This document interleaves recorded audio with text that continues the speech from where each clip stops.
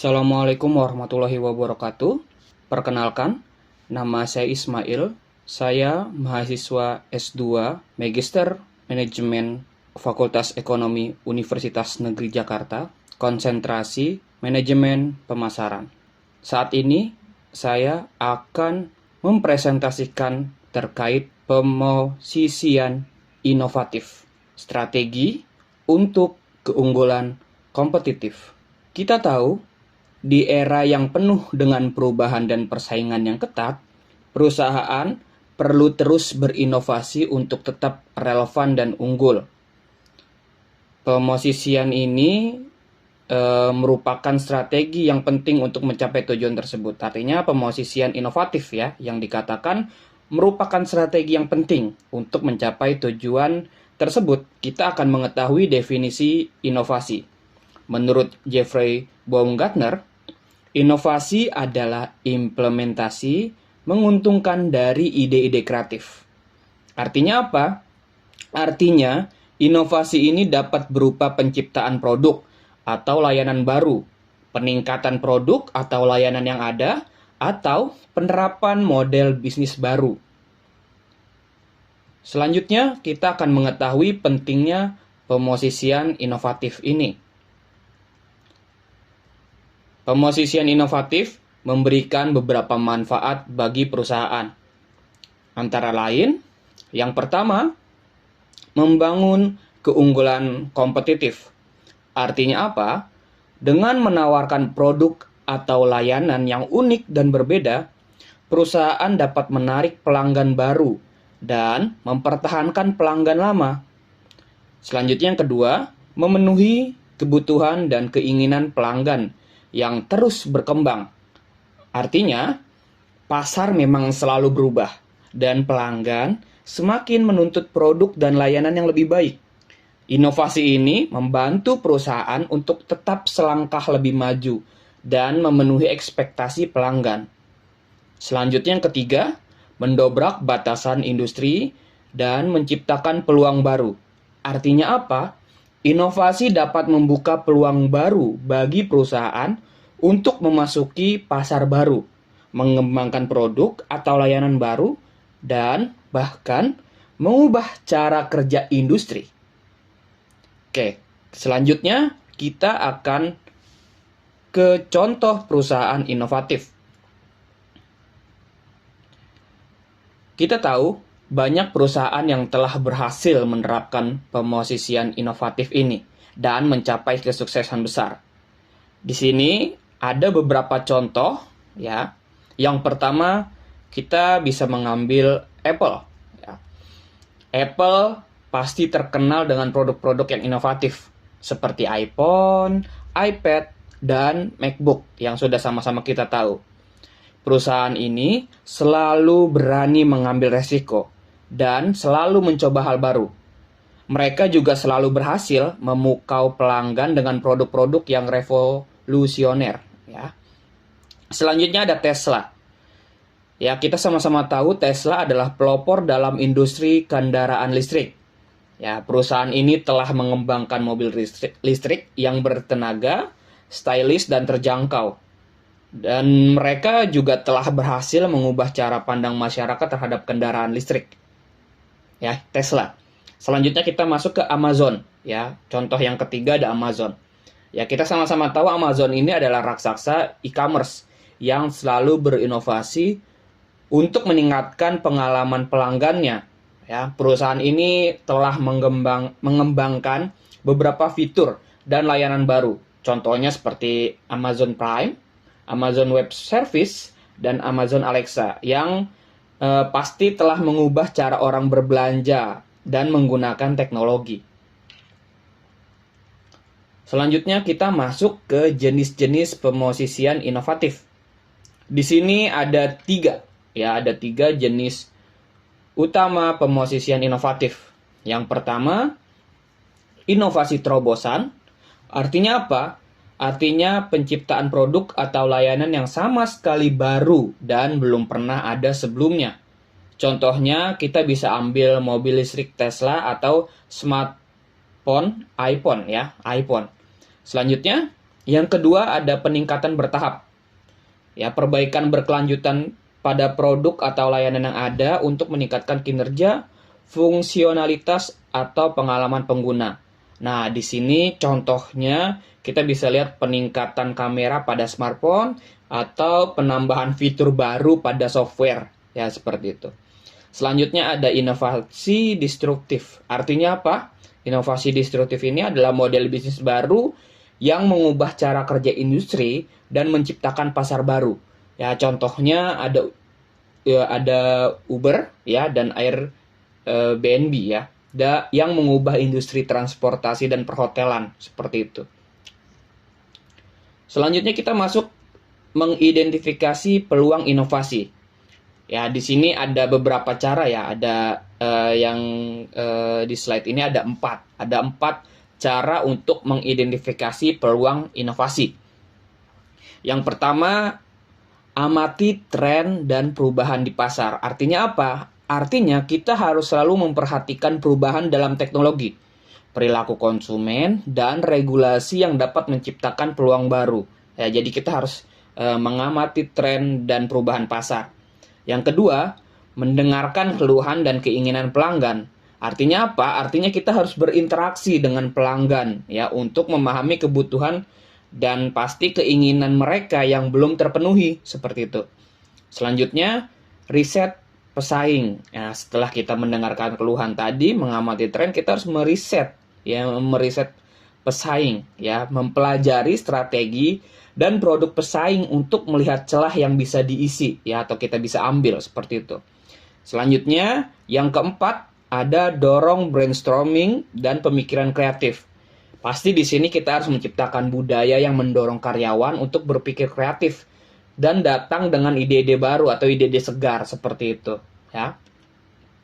Selanjutnya next, kita akan membahas mengenai mengembangkan ide inovatif.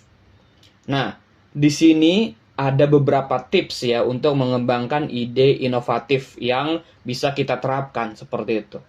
Yang pertama ada fokus pada pemecahan masalah. Ya, dengan cara seperti apa? Cari solusi untuk masalah yang dihadapi pelanggan atau perusahaan, ya. Kita hanya fokus pada pemecahan masalahnya saja.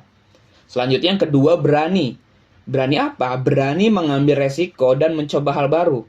Artinya apa? Artinya jangan takut untuk bereksperimen dan mencoba ide-ide baru. Ya, meskipun ide tersebut belum pernah dicoba sebelumnya, seperti itu ya. Selanjutnya ada jalin kolaborasi dengan tim yang beragam keahlian.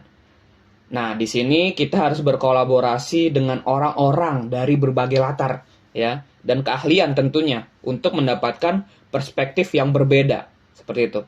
Selanjutnya yang terakhir ada prototype dan uji coba ide untuk mendapatkan feedback. Jadi kita harus membuat prototype ide ya dan kita akan uji nih ya dengan target pasar untuk mendapatkan feedback dan melakukan perbaikan pastinya.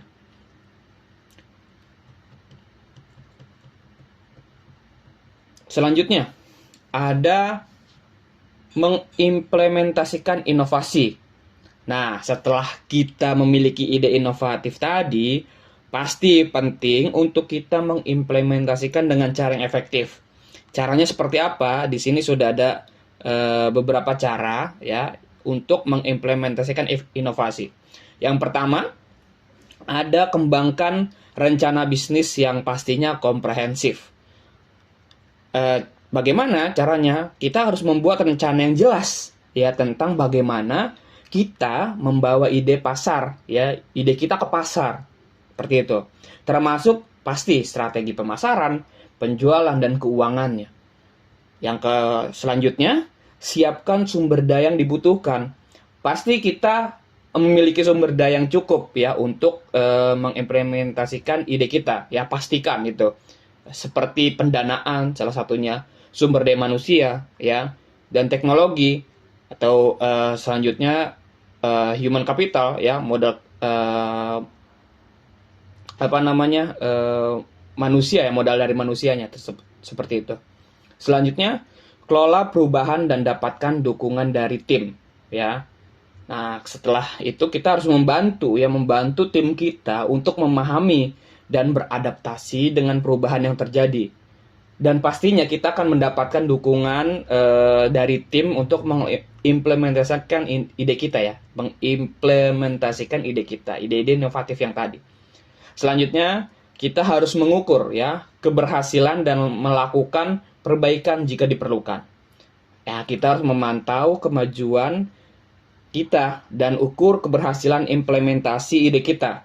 Ya, pasti setelah kita pantau, lakukan perbaikan jika diperlukan. Jika adanya yang harus diperbaiki, kita langsung perbaiki. Ya, berdasarkan data dan feedback yang kita dapatkan seperti itu.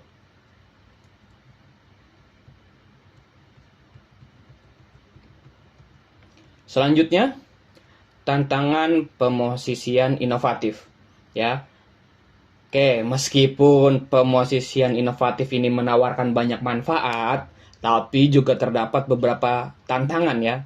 Ada beberapa tantangan yang harus kita hadapi. Ya, ada yang pertama, biaya penelitian dan pengembangan yang tinggi. Pasti ya. Artinya apa? Mengembangkan produk atau layanan baru membutuhkan biaya yang besar pasti untuk penelitian dan pengembangan. Selanjutnya ada resiko kegagalan dan penerimaan pasar yang kurang baik. Pasti tidak semua ide inovatif kita berhasil. Pasti ada resiko produk atau layanan baru yang tidak diterima dengan baik oleh pasar. Nah, kita harus terima itu karena memang itu tantangannya seperti itu. Selanjutnya, yang ketiga, ketidakpastian dalam memprediksi tren masa depan. Ya, pasti sulit untuk memprediksi tren masa depan dengan pasti karena kita bukan cenayang seperti itu ya, sehingga ide inovatif yang kita kembangkan mungkin tidak relevan dengan masa depan. Jadi artinya itu yang menjadi tantangan pemosisian inovatif ya, ketidakpastian ya dalam memprediksi tren masa depan. Selanjutnya ada kesulitan mengubah budaya perusahaan yang konservatif. Artinya apa? Artinya mengubah budaya perusahaan yang konservatif ini untuk mendukung inovasi bisa jadi proses yang sulit ya, dan butuh banyak waktu atau memakan waktu yang banyak. Jadi inilah tantangan yang dihadapi seperti itu. Selanjutnya, bagaimana cara kita mengatasi tantangan yang tadi ya? Di sini ada beberapa ya. Ada beberapa yang sudah dituliskan di sini ya. Kita akan bahas sama-sama. Pasti kita dalam mengatasi beberapa tantangan ya, kita bisa kita bisa memakai ya, setidaknya bisa memakai cara-cara ini ya, cara-cara berikut ya. Yang pertama, cari pendanaan dan hibah untuk mendukung inovasi. Artinya apa? Artinya kita harus mencari sumber pendanaan eksternal atau dari luar ya, seperti hibah pemerintah mungkin ya, atau modal ventura ya, mungkin bisa kita pakai di situ ya, untuk membantu kita dalam membiayai penelitian dan pengembangan pastinya ya. Selanjutnya untuk nomor 2 ya, kita harus mengembangkan budaya eksperimen ya. Kita mengembangkan budaya eksperimen dan toleransi terhadap kesalahan ya, artinya menciptakan budaya di mana karyawan merasa bebas untuk bereksperimen dan mencoba hal baru dan toleran terhadap kegagalan. Selanjutnya yang ketiga, kita melakukan riset pasar yang menyeluruh sebelum peluncuran atau sebelum kita mengeluarkan produk ya, katakanlah seperti itu. Artinya kita harus melakukan riset pasar dulu ya, yang menyeluruh untuk memahami kebutuhan dan keinginan pelanggan kita, dan untuk memastikan bahwa produk atau layanan baru kita memiliki peluang untuk diterima dengan baik oleh pasar. Jadi kita sebelum mengeluarkan produk harus riset pasar ya, pasti ya, yang menyeluruh seperti itu ya. Itu cara mengatasi tantangan. Yang ketiga, yang keempat atau yang terakhir yang di sini, membangun tim yang adaptif dan berpikiran terbuka.